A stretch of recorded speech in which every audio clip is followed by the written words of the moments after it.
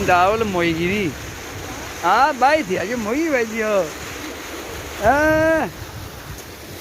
یه علامت ماهی.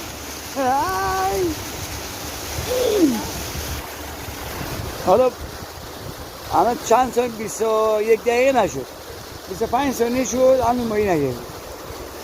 در 1 دقیقه باید ماهی بگیریم.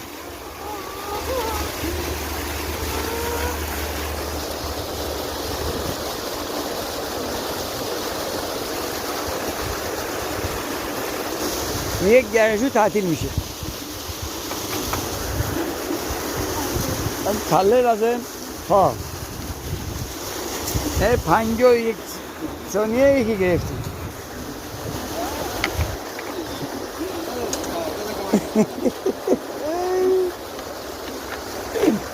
ها اولین شکار رو بایدی نازم این میز نزن. آره یک بیام بگم؟ آره بگی.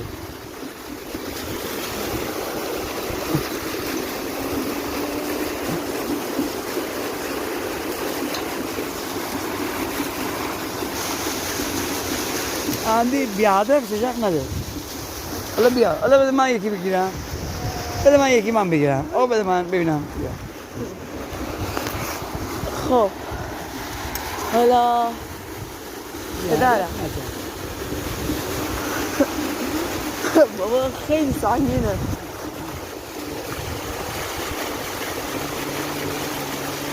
درسته ببین حتما میدونی درشتر بگیری.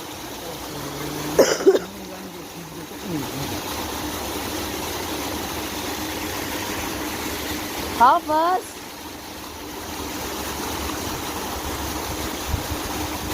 اینو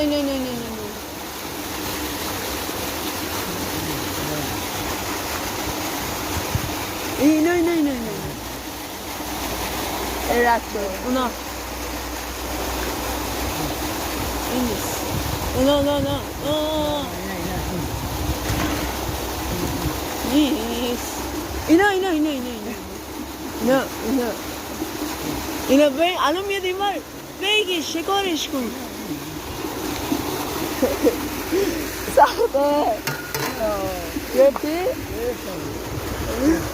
به من میگو